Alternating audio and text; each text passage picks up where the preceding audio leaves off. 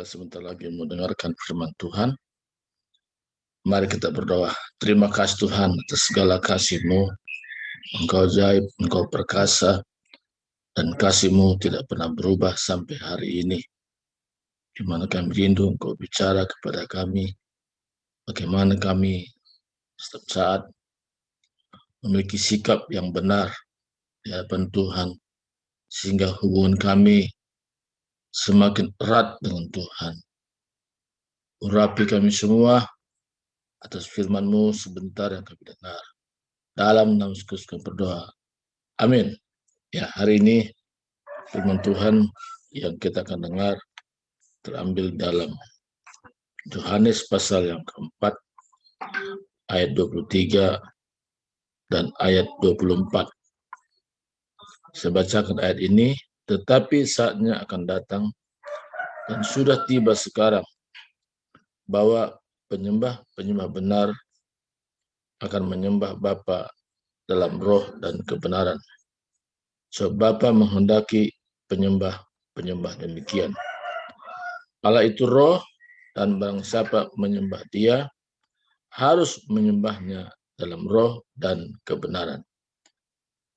Ayat ini cukup jelas dikatakan penyembah-penyembah benar akan menyembah Bapa dalam roh dan kebenaran. Berarti ada juga penyembah-penyembah yang tidak benar. Penyembah-penyembah yang tidak benar itu tidak berpusatkan kepada kebenaran firman Tuhan. Penyembah-penyembah yang tidak benar itu kita bisa jumpai di luar sana banyak. Ada yang pergi ke gunung-gunung. Di Jawa ada Gunung Kawi. Kalau di Sumatera Utara ada Gunung Sibayak. Mereka juga menjadi penyembah-penyembah juga, tapi dengan tidak benar. Dan bahkan mereka tidak tahu siapa yang mereka sembah. Tapi hari ini jelaskan di sini akan menyembah Bapa dalam roh dan kebenaran. Kata Bapa di sini adalah yang menciptakan langit, bumi, beserta isinya. Jadi sungguh indah kalau kita hidup berpadanan dengan firman Tuhan ini. Kenapa saya katakan sungguh indah? Karena roh kita akan mengalami satu kehidupan sukacita, roh kita akan bisa membedakan tentang kondisi, situasi yang akan terjadi, yang sedang terjadi, dan ini roh kita akan peka hal itu. Dan bahkan kalau kita menjadi penyembah-penyembah benar, kita tidak dikuasai oleh situasi apa yang sedang kita hadapi. Bahkan Tuhan memberikan kita kemampuan untuk menghadapi situasi sesulit apapun. Kita mampu menghadapinya karena kekuatan pada kita. Oleh karena Tuhan sendiri yang memberikan kekuatan itu. Itu luar biasanya. Kita bisa merasa seperti tidak berdaya. Justru saat-saat seperti merasa tidak berdaya, disitulah kekuatan Tuhan semakin melimpah bekerja dalam diri kita.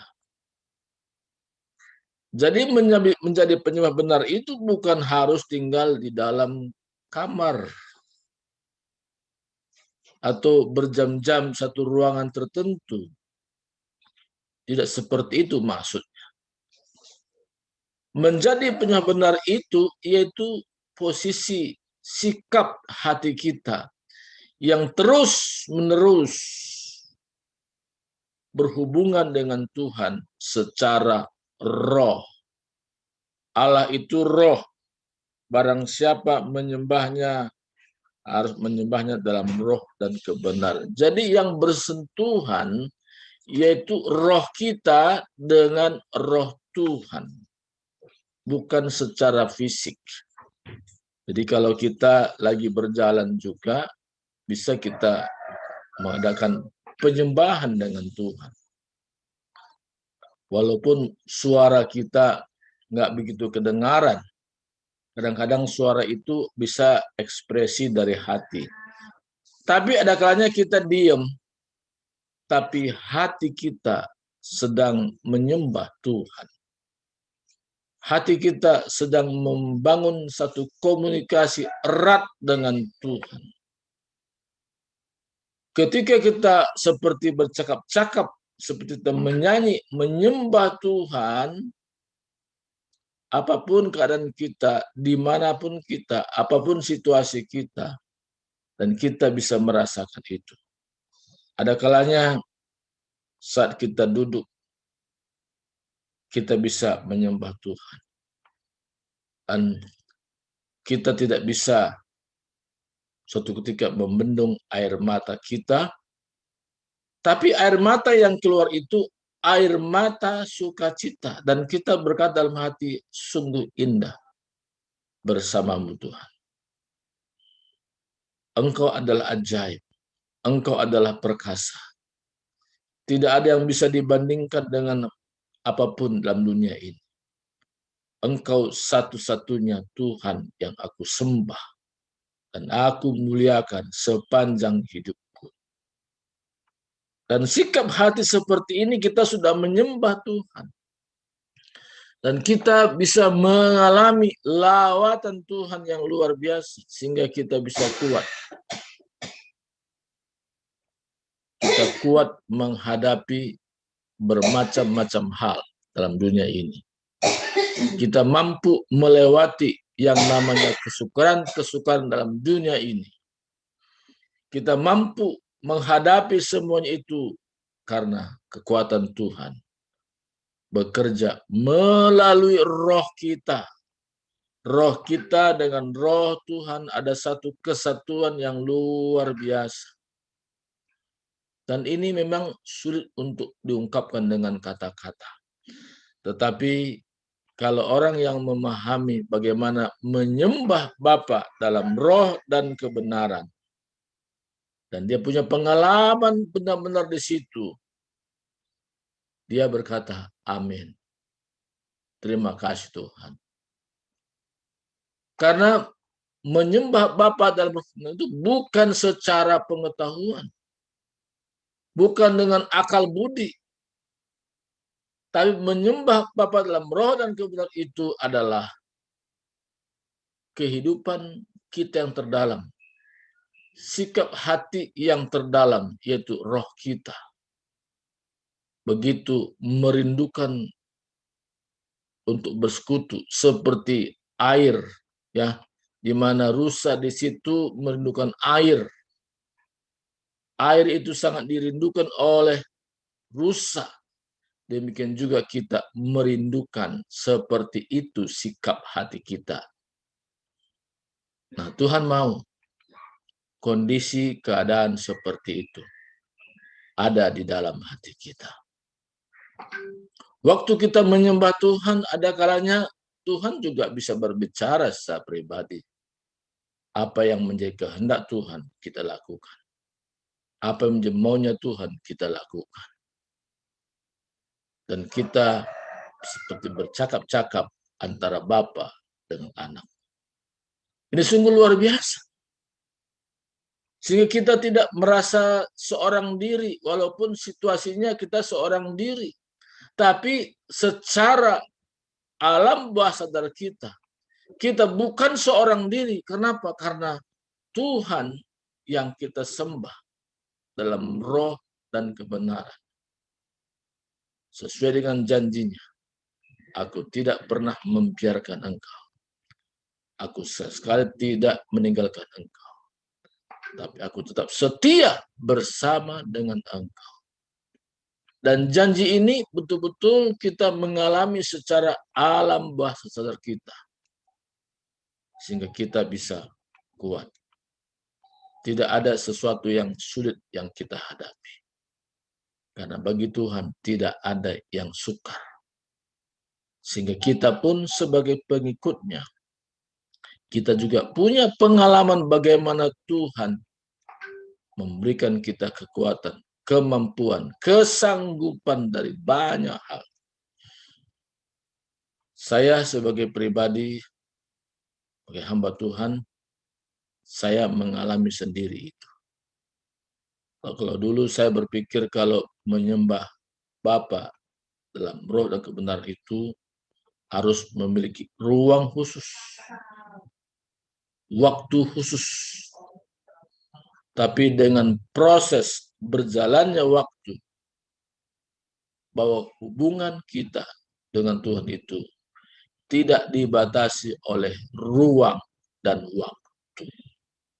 Kapan saja, situasi apa saja, kondisi apa saja yang kita sedang alami, tidak pernah menghalangi kita untuk menyembah Tuhan.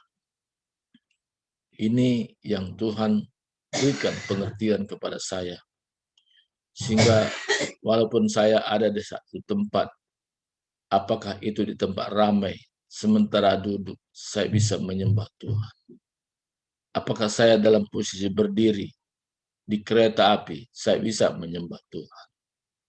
Apakah posisi saya berbaring juga, saya bisa menyembah Tuhan. Jadi dalam segala keadaan, saya bisa menyembah Tuhan.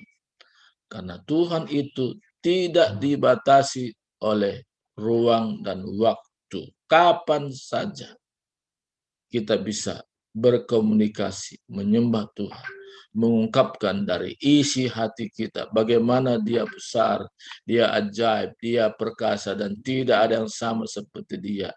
Dialah satu-satunya Tuhan yang hidup, Tuhan yang berkuasa. Kuasanya tidak terbatas, kasihnya tidak terbatas, dan kita mengalami sendiri, dan kita bisa berkata, sungguh ajaib, sungguh indahnya tinggal dalam hadirat Tuhan. Nah, jadi hari ini, kehidupan seperti inilah Tuhan mau kita mengalami sendiri, dan pengalaman kita secara pribadi ini, inilah menjadi sarana untuk kita bersaksi kepada orang lain bagaimana menjadi penyembah benar. Karena Allah itu roh, barang siapa menyembah Dia harus menyembahnya dalam roh dan kebenaran. Jadi kenapa ada kata kebenaran? Karena ada dasarnya, yaitu firman Tuhan. Jadi yang kita renungkan dalam penyembahan kepada Tuhan, yaitu ada firman yang kita renungkan. Karena firman Tuhan ini memberikan landasan, menjadi dasar kita untuk mampu menjadi penyembah benar. Maka kenapa kita perlu merenungkan firman Tuhan siang dan malam? Supaya kita punya dasar yang kuat. Bagaimana menjadi penyembah yang benar.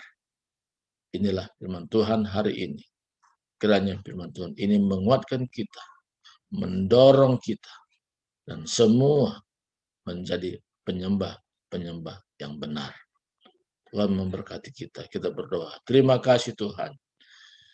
Hamba-Mu sangat terbatas menjelaskan tentang bagaimana menjadi penyembah benar. Tapi Roh Kudus menjabarkan ke dalam hati kami masing-masing yang mendengarkannya hari ini. Dan biarlah kami semua punya pengalaman pribadi bagaimana menjadi penyembah benar.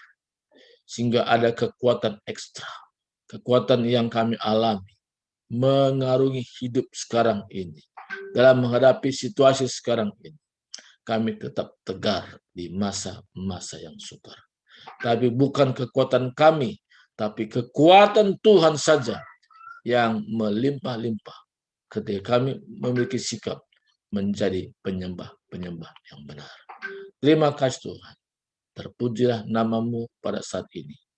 Di dalam nama Yesus Kristus kami sudah berdoa dan bersyukur. Haleluya.